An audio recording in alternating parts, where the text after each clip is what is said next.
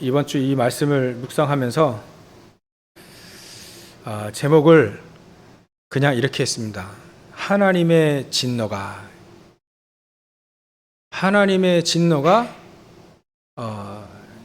임할 수밖에 없는 현장이다. 여러분들 세상 현장은 창세기 3장, 6장, 11장 그게 우리의 삶 속에 사도행전 13장, 16장, 19장의 삶이 됐죠. 그러니까 개인은 불신자 상태 6가지, 불신자들이 망하는 그 인생 이력서대로 살 수밖에 없다. 개인이 망하면 망하는데 또 다른 사람을 망하게 만들어요. 그게 바로 세상 현장입니다, 지금. 32절 우리가 방금 읽었는데요. 마지막 절. 그들이 이 같은 일을 행하는 자는 사형에 해당한다고 하나님께서 정하심을 알고도 누가 이거 모르겠습니까? 그죠? 아니, 불의 행하고 추악, 탐욕, 악이 가득한 것, 시기, 살인, 분쟁 이거 누가 틀리다는 것을 모르겠습니까? 그죠?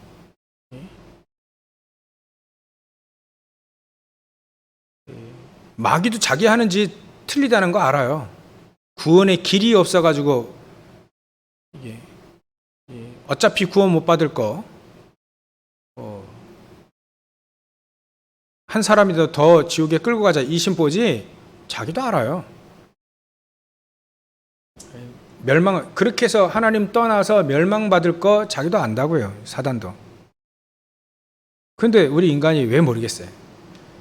아는데 이렇게 해서 하나님이 정하신 거 알고도 자기들만 행할 뿐 아니라 또한 그런 일을 행하는 자들을 옳다 한다. 참 악하죠. 하나님 말씀에 분명히 이거 이렇게 진노가 임할 것이다 하는 거 아는데도 불구하고 그렇게 길을 자기도 가기 때문에 합리화시키면서까지 자기를 이제 자기가 하는 길이 그렇게 나쁘지 않다는 걸 합리화하기 위해서 다른 사람도 그렇게 설득하는 겁니다. 제가 많이 듣던 얘기인데요. 미국의 유명한 신학교에서 수업한 내용인데 미국에서 수업하는데 이제 요 로마서 1장을 수업하는 거예요. 그러니까 이제 미국에는 동성애 이거 뭐 합법화되고 그 뭐 참여열 금지법 뭐 이런 거 많이 이렇게 되어졌으니까 그러니까 이제 이 하나님 말씀 요게 안 맞는 거라요. 요 말씀이 안 맞긴 한데 뭐라고 얘기하냐면 동성애는 그렇게 성이 남자 여자 그다음에 가운데 성이 있다. 뭐 지금 그렇게 얘기하고 있잖아요. 그래서 어느 나라는 뭐 그냥 남자 여자 화장실 뭐 구분 있냐 그냥 같이 다 쓴다.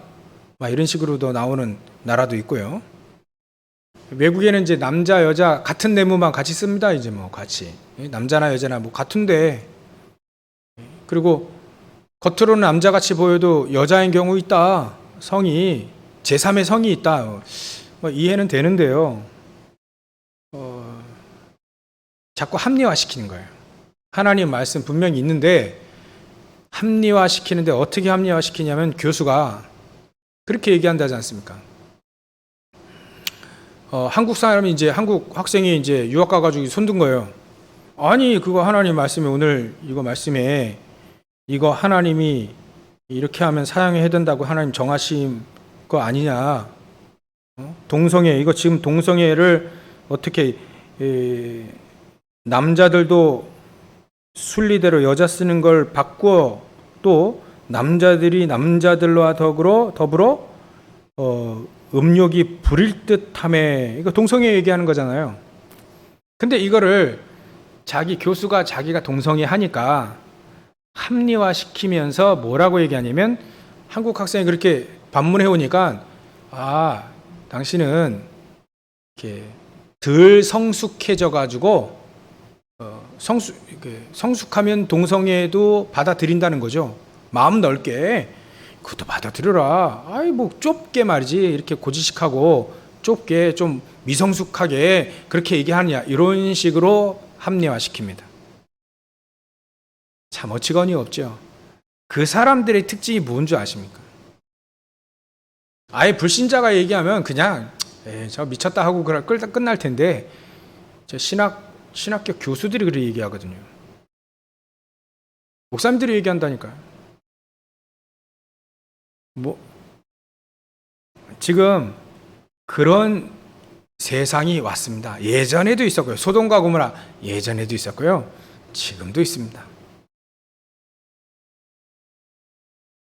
이 사람들의 특징을 우리가 좀 서로는 알아야 됩니다. 이 사람들의 특징에 분명히 하나님의 진노가 그런 사람들 위에 임하여 있다라고 분명히 얘기를 하고 계시고요. 그 사람들의 특징이 뭐냐면 18절에 보면 진리를 막아요. 예수님은 내가 길이요 진리요 생명, 예수 생명의 진리를 딱 못 듣게 막습니다. 그래서 바리새인들이 망한 거예요. 진리의 길을 막으니까. 이 사람들 특징이 진리를 막는다니까요. 그래서 진리를 막아서 사람들의 모든 경건하지 않은가 불의에 대하여 하늘로부터 진노가 임할 수밖에 없는 걸 하나님은 분명히 성경에 딱 못 받고 있습니다. 그래서 21절에 뭐냐면 이 특징이 뭐냐면 21절에 하나님을 알되, 이 하나님을 안다는 건요 진짜 뭐 예수 그리스도를 통해서 하나님 안다는 그것도 되겠지만 여기에는 그런 것 같아요. 아까 일부 예배 때 일반적인 일반 은총을 얘기했죠. 그 일반적인 은총을 통해서 하나님을 알게 하셨다. 하나님은 때에 따라서 곡식이 있고 자라고 추수하고 때에 따라서 이른 비 늦은 비 또 하면서 이렇게 농사도 짓고 또 뭐 우리 태풍 오면 싫어하는데 태풍 이런 게 좀 있어야 돼요. 막 바닷물도 갈아야 되거든요. 막 앞뒤로 이렇게 막 그렇게 해야 이렇게 산소가 골고루 이제 섞입니다. 이런 파도나 폭풍 막 이런 게 있어야 돼요. 그거 있게 하셔서 전부 다 잘 돌아가게 만들었거든요, 하나님이. 지금도 말이죠, 우리 지구가 축이 있는데 축이 약간 23.5도로 딱 기울어져 있거든요. 이게 기울어져 있기 때문에 기울어져서 돌아가요. 이렇게 돌아가는 게 아니라 이렇게 기울어져서 이렇게 돌아가요. 돌아가니까 사계절이 있는 겁니다. 사계절이 없으면 똑바로 해서 돌아가면 이제 지구가 둘로 갈라집니다. 이제 위에는 너무 춥고 위에는 가운데는 너무 뜨겁기 때문에 갈라져요. 이렇게 균형이 안 맞습니다. 이렇게 균형 맞기 위해서 이렇게 약간 기울여서 돌린 거예요. 하나님 참 지혜로우시죠. 뭐 하나님 못 하시는 게 없고요. 다 아시고 그렇게 하는 겁니다.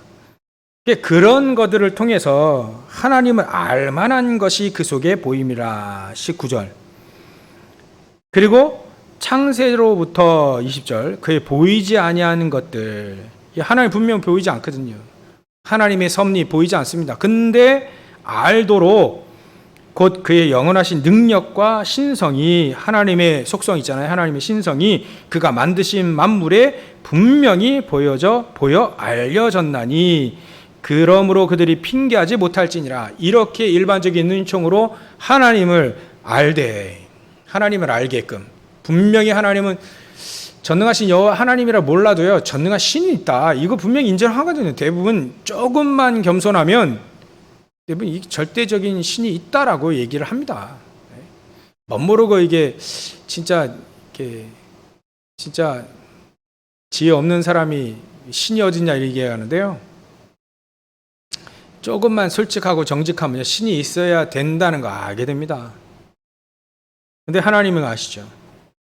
하나님을 알 때 하나님을 영화롭게도 아니한. 왜냐하면 정확히 하나님을 체험하지 못했거든요. 그러니까 특징이 뭐냐면 진노가 임하는 자들 위에 그 진노가 임하는 사람들의 특징이 뭐냐면 하나님을 영화롭게도 아니하며 감사하지도 아니하고 오히려 그 생각이 허망하여지며 허탄하고 망할 생각만 하는 거예요. 미련한 마음이, 이렇게 되면 미련한 마음이 되는데, 미련한 마음이 어떻게 됩니까? 더 어두워진 거예요. 미련한 마음이 어두워졌나니, 이 생각합니다. 스스로 지혜 있다 하나 어리석게 됐다.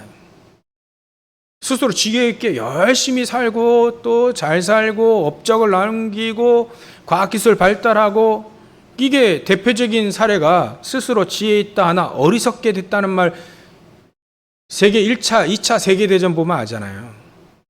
르네상스, 이거 문예부흥 이런 게 우리 사회 속에서만 배운 게 아니라, 사람들은 이제 그 부패한 교회를 보고 이거 아니다, 우리 인간을 본연에 돌아가자, 그게 문예부흥 르네상스 아닙니까?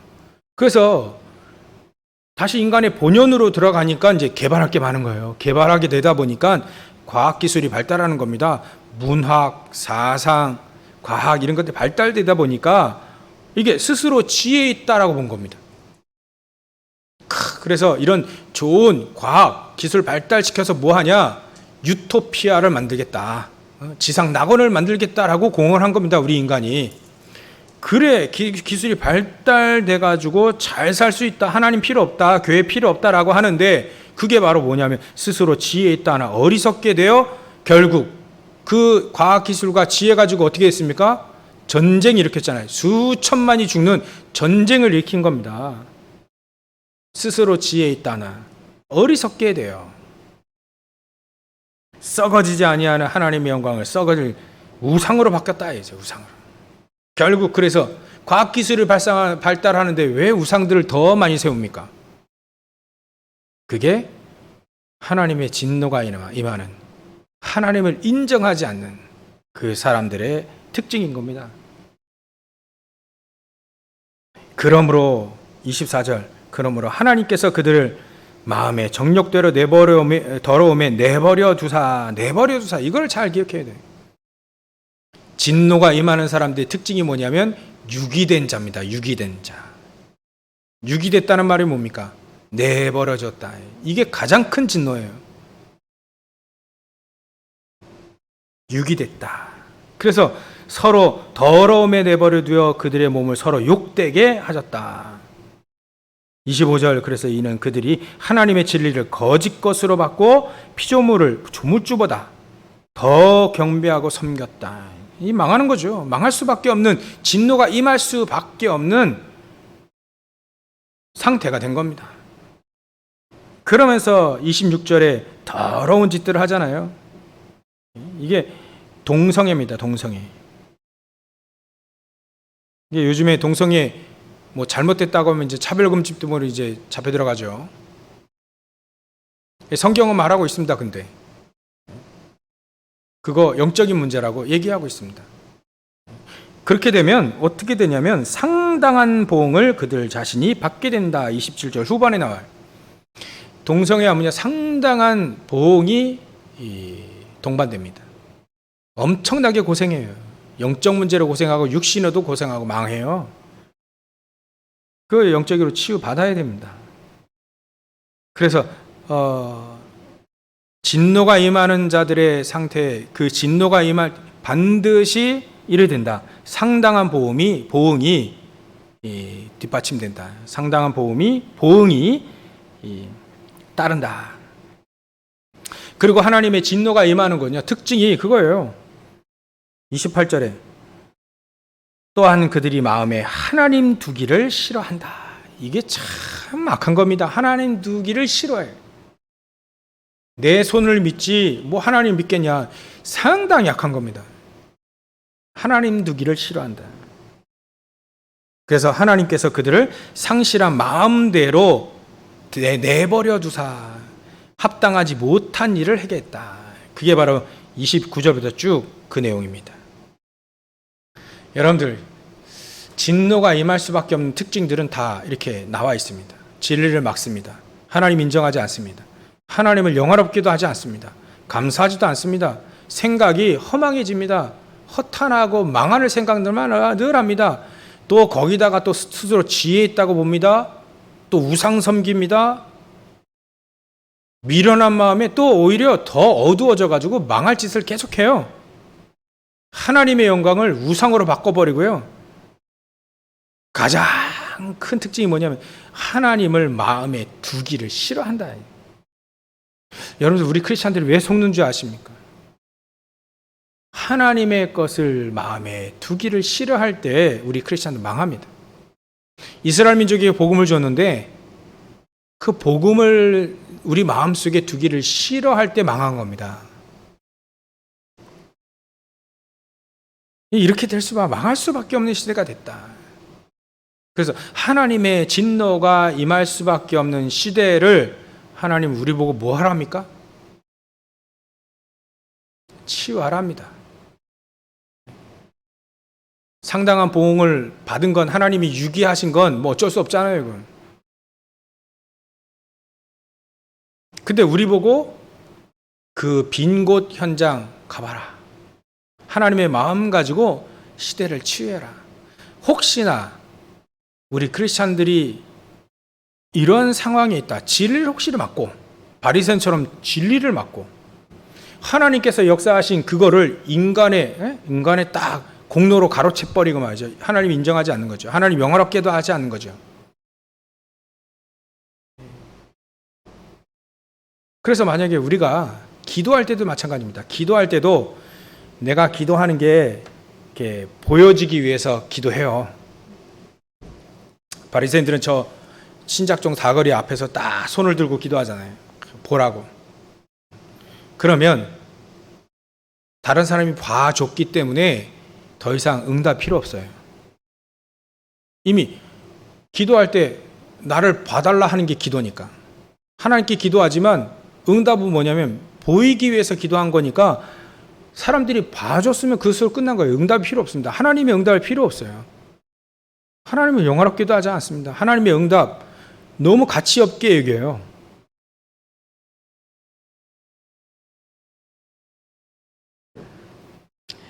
이런 현장에 우리는 살아가야 됩니다. 우리 렘넌트 이런 현장에 가야 돼. 동성애를 합법하고, 동성애 너 미성숙해서 그래. 자기들 영적 문제 엄청 지금 뒤덮여 있는데 자기가 그렇게 속고 있는데 그걸 합리화시키려고 하니까 미성숙해서 그렇게 얘기하는 그런 현장에 가야 된다잖아요. 얘기를 들어보니까 왜 저 유럽에 학교를 가면 학과에 우리 렘넌트가 그 학과를 들어갔는데 자기 렘넌트 빼고 전부 다 동성애자라요. 그런 현장 우리 렘넌트를 가야 됩니다. 그런 현장 어떻게 가야 됩니까? 그래서 제가 하나님의 진노가 이거 임하는 거 어쩔 수 없고, 그래도 속고 있는 사람도 있을 것이다.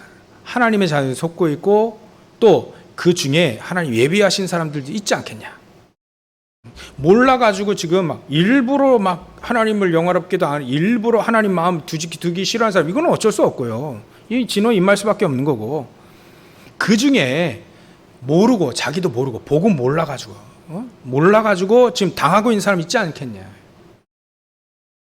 그런 현장에 그런 사람들 살리기 위해서 하나님 우리를 이 진노가 임하는 현장에 우리를 보낸 거 아니냐.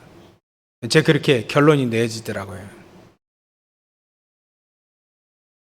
그래서 우리 정말 우리 렘넌트과 우리 성도들이요, 이런 현장 살리려면 가장 큰 중요한 핵심, 오늘 가장 중요한 흐름 핵심이 하나님이 주신 힘을 얻어야 된다. 이 힘이 없으면 어쩔 수 없이 그렇게 삽니다. 불신자 상태, 거기서 빠져나왔는데도 불구하고 어쩔 수 없이 자기 중심으로 살아야 되고요. 그래서 사단의 12가지 여정 속에 살 수밖에 없어요. 그래서 자기 사랑하는 거예요. 자기 사랑. 그게 뭐냐면 자기만 사랑하는 자기 사랑 시대를 살 수밖에 없다. 또 물질 사랑 시대를 살 수밖에 없다. 이게 뭐냐면 물질만 살아요. 물질만. 그런 얘기 있지 않습니까? 어떤 청년이 그게 황금 덩어리가 있잖아요. 황금 덩어리. 그걸 보니까 다른 거 하나도 안 보고 황금 덩이만 탁 보이더라는 거예요. 그래서 그걸 잡고 튄 거야. 그게 잡혔어. 아니, 어떻게 그거를, 그 사람들 많은데 그걸 잡고 튀었냐. 알아보니까 자기는 황금 그걸 본 순간 그것밖에 안 보이더라는 거야. 그냥 그거 잡고 튄 거지. 그거 잡고 도망간 겁니다. 이 잡힐 수밖에 없죠. 그게 뭐냐면 그것만 보이는 거예요. 물질만 보이는 게 그게 문제라. 우리가 물질이 있어야 세계복음화도 하지 않습니까? 근데 물질만 보는 그런 시대를 살게 된다. 힘이 없으면 그렇습니다. 우리 크리스찬들도 힘이 없으면 이래 돼요. 자기 중심으로 살지 않으려고 하는데 자기 중심으로 해석하고 자기 중심으로 살 수밖에 없어요. 힘이 없으니까. 지혜가 없으니까. 하나님의 은혜가 없으니까. 제 경험적으로도 말씀드리는 거니까 우리가 다 잘 이해를 하시리라 봅니다. 이 성공사랑 중심, 성공사랑 시대를 산다. 성공만 하면 된다라고 하는 그런 시대를 살 수밖에 없다. 힘이 없으면. 그래가지고요, 사기가 뭐 다른 것이 사기 아닙니까? 다른 것이 사기입니까? 내가 돈을 빌렸어요. 돈을 빌렸는데 이 갚아줘야 되는데 그 돈을 쓰고 이제 돈을 갚지 못한 거예요. 못하면 그게 사기라요. 누가 떼어먹고 싶겠습니까? 근데 못 갚은 거예요. 그게 사기인 거지. 갚을 능력이 힘이 없는 겁니다. 우리에게도요, 영적인 사기가 있거든요. 힘이 없어. 다 보고 말고 다 모든 거 다 아는데 힘이 없어요. 힘이 없어서 안 돼요. 어쩔 수 없이 창세기 또 3장, 6장, 11장에 끌려가 요셉 형들처럼 그렇게 끌려가면서 사는 겁니다. 그게 영적인 사기를 당하는 거예요. 우리가 영적인 힘이 없으면. 사기를 칠 존재는 아니고 사기를 당하는 존재가 된다니까요. 영적인 사기를 당하는 존재가 된다. 그게 그렇게 되니까 우리 크리스찬들은 그렇게 힘이 없고 연약하니까 어떤 시대가 옵니까? 네피림 시대가 오는 거예요. 네피림이 막 장땡이라요. 네피림 힘이 있거든요. 용사처럼 보이거든요. 막 명상해가지고요, 막 성공하고 하니까 대단해 보이거든요, 사람들이. 저 사람 대단하다. 막 저 사람 가니까 막 기업이 잘 되는 거예요. 저 사람 가니까 막 돈이 막 벌려. 저 사람 가니까 막 회사가 너무 잘 돼. 네피림. 하나님의 자녀가 이래 되면 되는데, 이렇게 현장 가서 살리면 되는데, 이게 오히려 네피림들이 그렇게 막 능력 있는 것처럼 잘 되는 것처럼 그렇게 하는 겁니다. 그래서 이 네피림 시대가 어떻게 왔냐면, 지금 이 인터넷으로 지금 구글에서 전에 명상 강의하는데 거기에 2억 명이 접속했어요. 2억 명이 들어온 겁니다. 그게 네피림 시대가 열리는 겁니다. 네피림 시대가 서로 귀신 들리겠다라고 하는 네피림 시대가 온 겁니다. 우리 크리스찬들이 힘이 없을 때 네피림 시대를 사단은 일으켰어요. 그래서 하나님은 뭘 합니까? 네피림 시대에 대응하는 방주 운동을 일으켰어요. 그래서 하나님 우리에게 빈 곳 살리는 방주 운동을 해라. 그리스도 운동을 해라.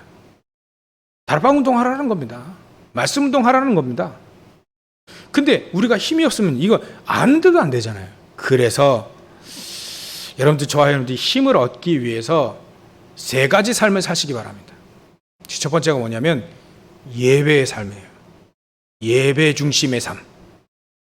복음 없는데 예배 엄청 드려고 세상 장악한 사람이 유대인들입니다. 그건 복음 없는데도 그래요. 말씀을 갖고 있으니까. 두 번째 삶이 뭐냐면 묵상의 삶입니다. 이건 하나님 앞에 서는 시간이죠. 묵상의 삶. 그 세 번째는요, 깊은 삶을 사시기 바랍니다. 그래야 하나님이 주신 영적인 힘을 얻고 세상 살리게 됩니다. 얼마 하나님 기뻐하시겠어요? 여러분들이 현장 딱 가는데 거기에 막 현장이 살아나요. 우상이, 흑암이 다 무너지고 말이죠. 이렇게 하나님은 살기 원하신다. 그래서 첫 번째, 예배의 삶, 예배. 하나님 얼마나 예배가 중요하냐면 주일날 아예 일을 하지 마라. 그 정도로 예배에 집중해라. 하나님 말씀 다 받은 거예요. 정말 한 문화를 받은 자가 10문화를 남길 만큼 간절한 마음 가지고 예배에 참여하면 됩니다. 대면이든 비대면이든 상관이 없어요.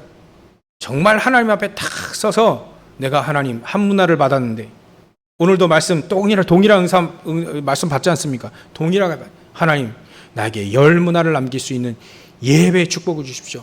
말씀의 능력을 주십시오. 이게 중심, 예배 삶을 사는 사람의 중심이 바로 그 중심이어야 됩니다. 그러면 됩니다.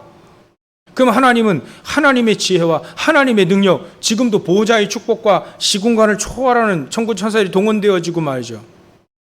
237을 빛을 발할 수 있는 하나님의 능력 우리에게 주시지 않습니까?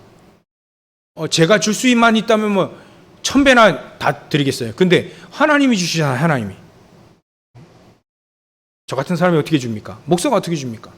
저는 말씀을 잘 대안하면 되죠. 근데 거기에 하나님이 축복하신단 말이죠. 제가 축복할 수 있는 기도는 할 수 있지만 그 복을 주실 수 있는 분은 하나님이시라. 하나님이 여러분들이 여기서 뭐 지금 힘들고 어려운데도 불구하고 마스크 쓰고 이거 비대면 인터넷 뜨신 분은 마스크는 안 쓸 거예요. 그죠? 그건 좀 편하실 거 아니에요.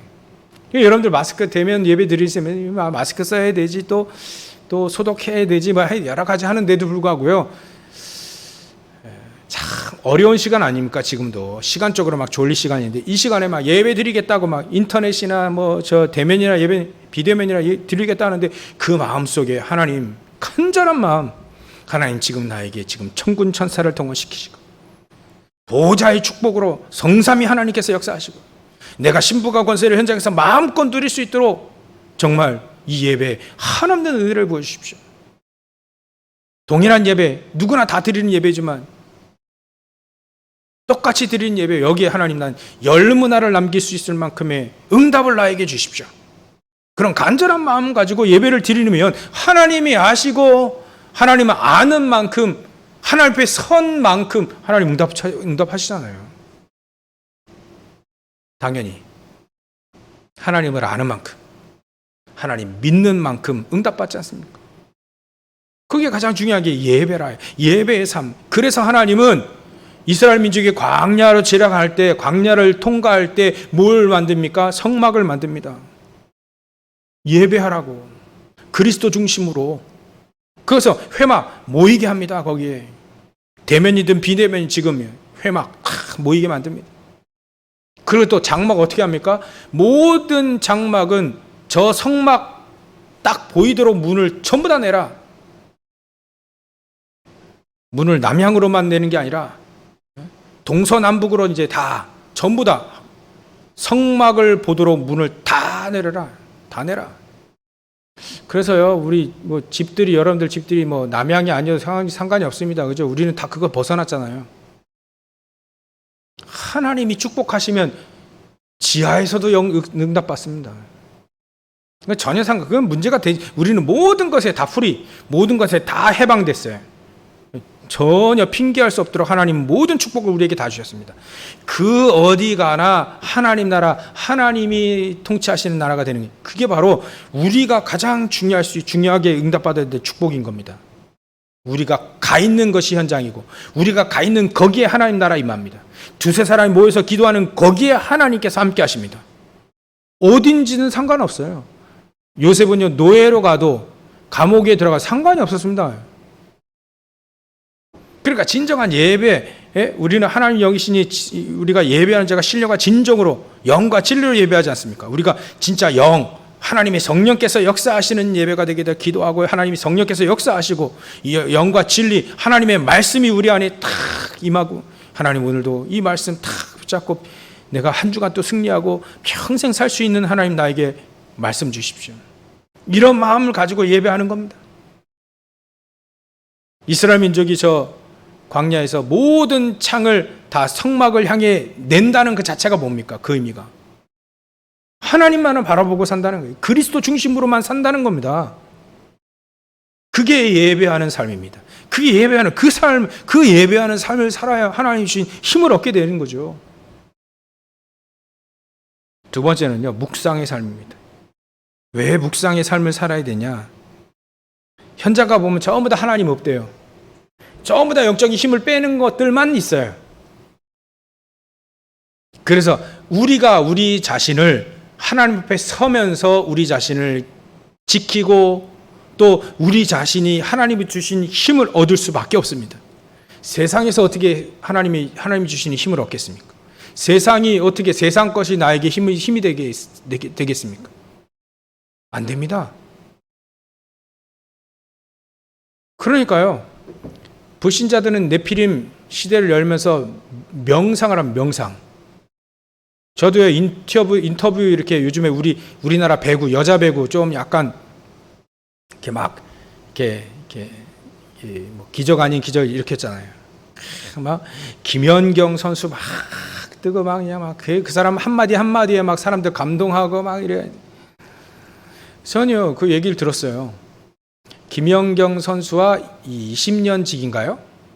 거의 초등학교 때부터 같은 학교에 같은 중학교, 같은 고등학교 다닌 친구가 있어요. 그 선수가 같이 국가대표인데 김수지라고 하는 선수입니다. 같이 거의 한 키가 190대입니다. 둘이 다. 근데 그 친구가 어렸을 때부터 초등학교 때부터 김연경 선수 같이 친구야. 같은 국가대표고 또. 근데 이 김수지 선수 인터뷰하는 걸 제가 들었습니다. 근데 듣는데 지나가면서 뭐라고 얘기하냐면, 뭐 김연경 선수 어떤 선수입니까? 뭐 자기 둘도 없는 친구고 항상 잔소리하고 막 이러는데 지나가다 뭐라고 얘기하냐면, 그 김연경 선수가 맨날 명상하라 하고 그것도 막 자기 막 이렇게 잔소리하고 말을 지나가다가 자기를 자꾸 명상하라 합니다. 명상. 김연경 선수가 자기 보고 명상하래, 명상. 자꾸 명상하래.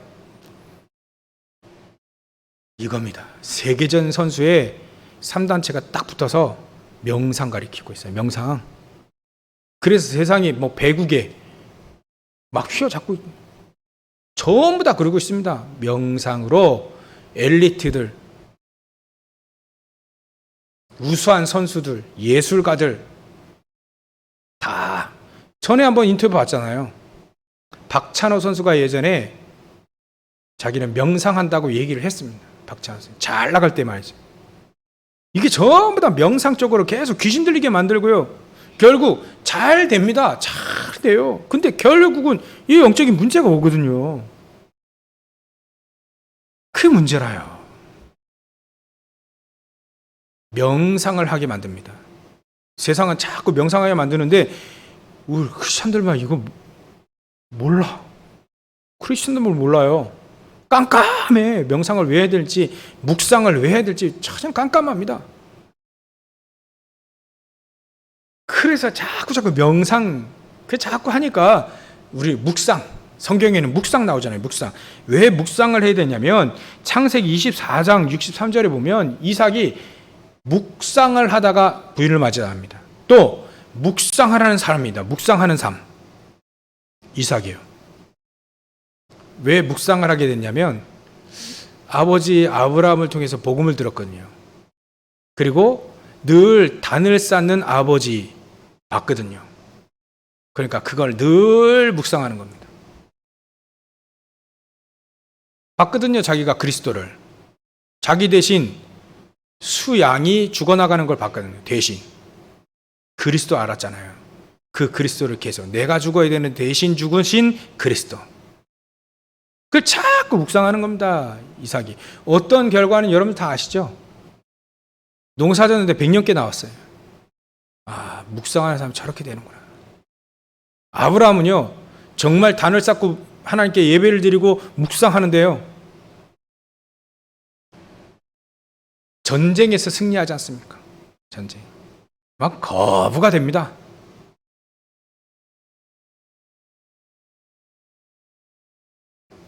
그래서 성경에는요, 묵상이라는 단어가 계속 나옵니다.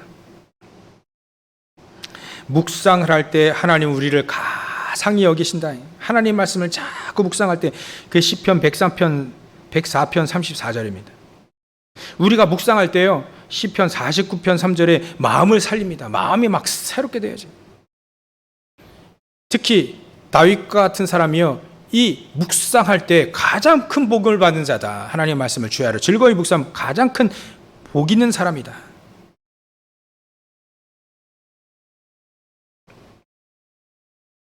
그래서 하나님은 이 시편 77편 12절에 모든 일에 한번 묵상해라 자꾸 얘기하시는 겁니다. 주의 기사를 묵상하고 하나님의 능력의 역사를 묵상하라.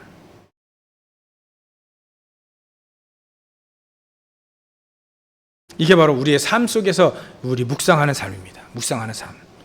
이래야 하나님은 우리 이 네피림 시대, 명상의 시대를 능히 이길 수 있고 능히 살릴 수 있는 힘을 하나님이 주시는 겁니다. 그 묵상의 힘이, 묵상의 삶이 이제는 묵상이 점점점 어디로 갑니까? 집중으로 가게 됩니다. 때로는 하나님 우리를 집중 속에 쭉 들어가게 만듭니다. 묵상하는 사람이요.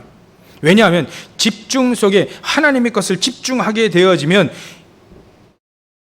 사무엘에게 역사가 일어났다. 크게 역사가 일어납니다. 언약궤 옆에서 집중을 하게 되는데요. 말 한마디 땅에 떨어지지 아니하요.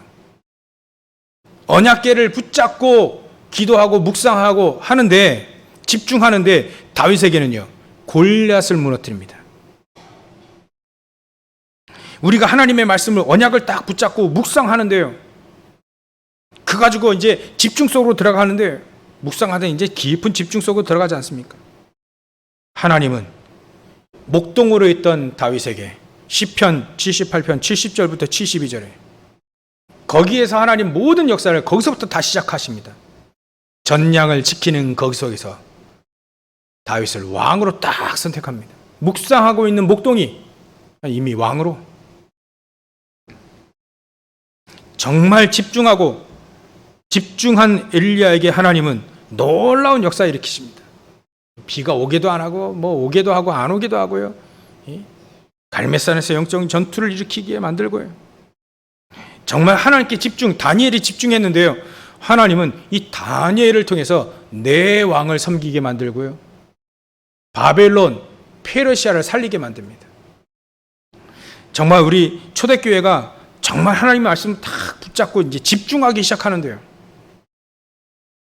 갈보리산, 감람산, 마가다락방, 이 3언약이 세 가지, 감람산, 갈보리산, 감람산, 마가다락방의 언약이 집중할 때 이제는 이 초대교회가 바뀌는 겁니다. 초대교회가 현장을 살리는 교회로 탈바꿈하게 됩니다. 그걸 바로 증인이라고 합니다. 현장을 살릴 증인. 이 네피림 시대, 자기만 사랑하는 시대, 물질만 사랑하는, 성공만 하는 그런 시대, 사단이 12가지 여정 속에 사는 그 현장에서 우리가 어떻게 삽니까? 예배의 삶 가지고 사는 겁니다. 묵상의 삶, 집중의 삶 가지고 하나님이 주시는 힘 가지고 사는 겁니다. 그러기 위해서는요, 세 번째 삶, 깊은 삶, 여러분들이 살아야 돼. 먼저 살아야 됩니다. 내 영혼이 살아나고요. 어쩔 수 없이 우리 영혼이 마음과 생각과 영혼, 육신 이게 안 살아나니까 힘이 붙이니까 말죠. 힘이 없으니까 억지로 막 덜덜덜 떨면서 살지 않습니까? 그 외에 있잖아요. 우리가 손이 노인들 보면 덜덜덜 떨잖아요. 이렇게 덜덜덜 힘이 없어서 달달달달달 떨잖아요. 이게 힘이 없어서 그렇군요. 여러분들 우리 마음속에 우리 속에는요, 우리가 깊은 호흡을 한다 해도 우리 안에 충분한 산소가 들어오지 않으면 결국은 우리 몸이 계속 힘 빠지고 또 그래서 병에 걸리게 됩니다. 우리는 깊은 호흡을 깊게 하는데, 근데 내 안에 충분치 않으니까 문제인 거예요. 충분하게 들어오지 않습니다. 그래서 더 130% 하라는 얘기가 뭐냐면, 130%라는 얘기는 없죠. 근데 그만큼 더 들이쉬고 또 내 안에 이렇게 퍼뜨리게 깊은 호흡을 하라는 겁니다. 그래도 우리 음식 같은 것도 깊은 음식들을 먹으라. 또 운동도 깊은 운동해라. 내 몸이 균형을 맞출 수 있도록. 너무 무리하면요, 오히려 더 건강을 해치게 됩니다. 내 균형, 몸의 리듬을 잘 이어갈 수 있는 그런 운동을 하라. 그리고요, 우리 마음도요, 힘을 얻을 수 있으려면 독서하셔야 해요. 독서. 책을 읽고요, 힘없는 책들을 읽으셔야만 마음 생각이 힘을 얻습니다. 이런 깊은 삶을 살게 되어질 때 결국은 그 네피림 시대를 치유하고 살릴 수 있게 됩니다. 하나님의 진노가 임할 수밖에 없는 그런 상태의 그 빈 곳을 살릴 수 있게 되는 거죠. 결론입니다. 지금 시대는요, 영적인 문제가 가득한 시대고 하나님의 진노가 임할 수밖에 없는 그런 시대가 됐는데, 이게 정신적으로 더한 것 같아요. 정신적으로 안 돌래야 안 돌 수가 없는 시대가 된 것 같아요. 이렇게 요즘에 조그만 아이들로부터 시작해서 이게 막 자기가 못 견디는 거예요. 못 견뎌서 막 이렇게 막 몸부림치는 거 있잖아요. 못 견뎌가지고요. 참으려고 못 참습니다. 막 정신적으로 문제가 이게 참으려도 안 참아지는 거예요. 그러니까 아이들은요, 아이들대로 엄청나게 고통을 받습니다.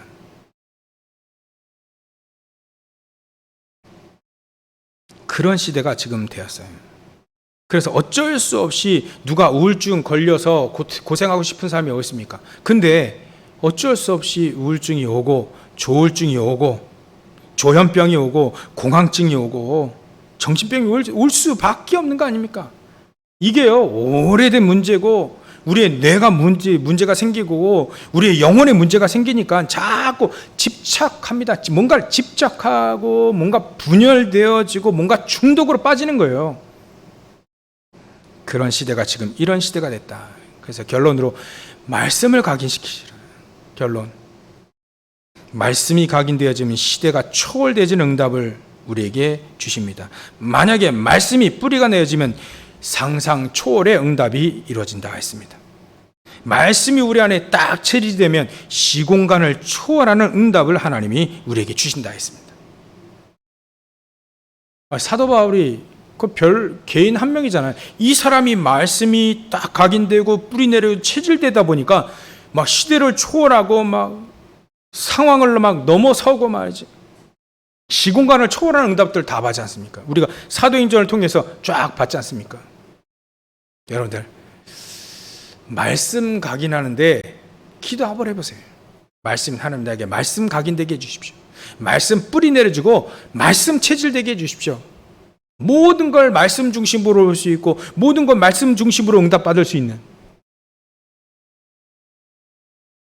그 한 사람이 시대를 살리게 됩니다. 그래서 우리 성도들이요, 치유 시대를 맞이했다. 어쩔 수 없이 창세기 3장, 6장, 11장의 시대가 와서 네피림 시대가 왔는데 그 현장을 살리는, 그 시대를 살리는 주역으로 우리를 치유 시대의 주역으로 불렀다. 하나님의 진노가 임할 수밖에 없는 거기를 살리는, 빈 곳을 살리고 재앙의 곳을 살리는 그 시대, 치유 시대를 맞이했다. 하나님은 저와 여러분들을 먼저 치유하시고 또 치유하게 하시는 주역으로 쓰실 줄 믿습니다. 오늘도 말씀 온전히 딱 붙잡고 승리하시기를 주의 이름 축원합니다. 기도하겠습니다. 하나님께 감사와 영광을 돌립니다. 하나님, 창세기 3장, 6장, 11장의 시대를, 네피림 시대를 맞이하고 있습니다. 하나님, 우리가 그 현장에서 이길 수 있는 참된 예배의 삶, 참된 묵상의 삶, 깊은 삶을 살고 근본이 바뀌며 근본적인 하나님이 주시는 힘을 얻고 현장을 살리고 시대를 살릴 귀중한 하나님의 자녀들 다 되어질 수 있도록 주님께서 축복하시고 역사해 주시옵소서. 걸어가신 예수님의 이름으로 기도 올려옵나이다.